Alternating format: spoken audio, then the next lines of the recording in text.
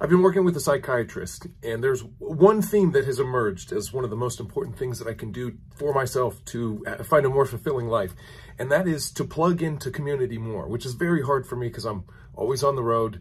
Very difficult to have friends or community when you're traveling so much. And so this has become a theme in my life that I hear over and over again, find ways to connect with other people.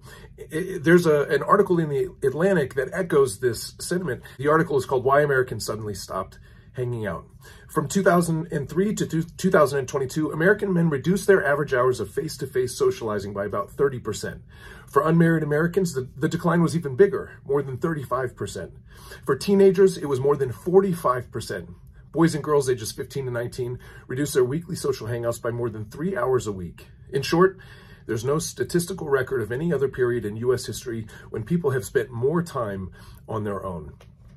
So let's pause there. Okay, we have a problem with connecting with others, with being in community, and the statistics don't lie.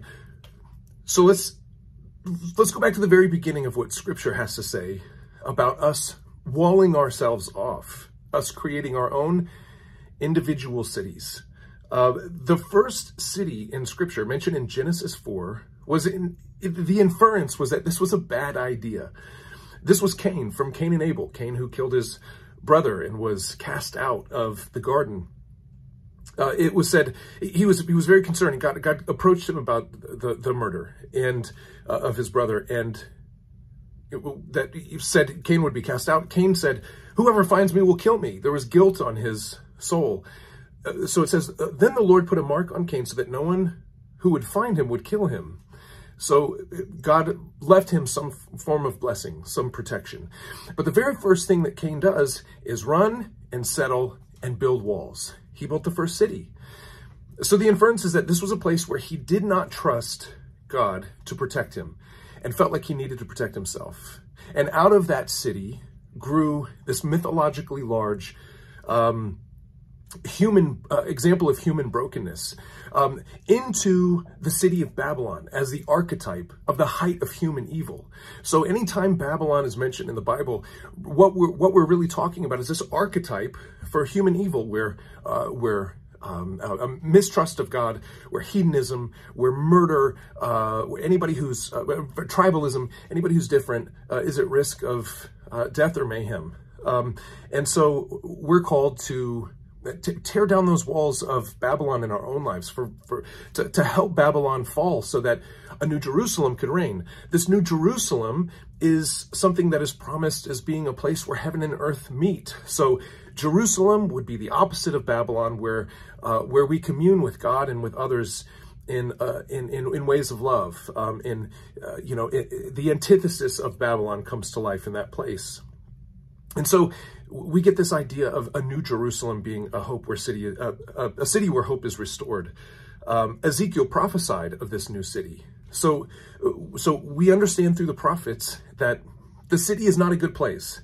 This is not the way that God wanted us to go. But we talk about a new city. So something's going to change.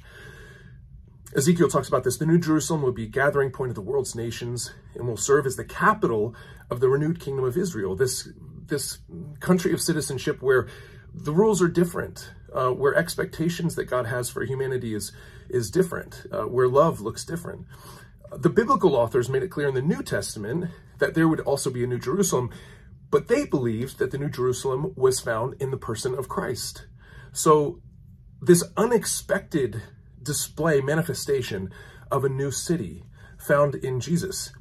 One of the ways that they show us that this is true is when the star of Bethlehem was not found in Jerusalem, but the Magi who came to find him, the wise men, came to find Jerusalem and pay homage to the Messiah, passed through Jerusalem and had to go to Bethlehem, where the star was, telling us that that Jerusalem is not the place where this would be found. There would be a new Jerusalem in an unexpected way. Jesus also claimed to be this temple, to be this place where humanity would be restored and gathered to himself. He was mocked for this on the cross, where it says in Mark 15:29, those who passed by hurled insults at him, shaking their heads and saying, "So you who are going to destroy the temple and build it in 3 days, They were mocking him because he said he would be the temple that would be rebuilt in 3 days. If all this is true, that Jesus is the Messiah, that Jesus is the new Jerusalem and the new model for human and heaven coexistence, he calls to us to be the new city as well. He says in Matthew 5:14, right after giving the Sermon on the Mount, which is something I talked about a couple weeks ago, he says in Matthew 5:14, you are the light of the world. A town built on a hill cannot be hidden. So he gives us the path towards fulfillment in our life, our high calling in the Sermon on the Mount, where our blessing would be found, and then goes on to call us salt, light, a town on a hill. We are the city of God. And so that brings us back to this article in the Atlantic where we no longer hang out with each other. We're no longer a light in people's life, and we have to call in a question if our way is better than the way that Christ called us to. We have to consider if Christ is the Messiah and a place where heaven and earth meet, where we fit into that equation, and what that means for us in other people's lives as the new city of God.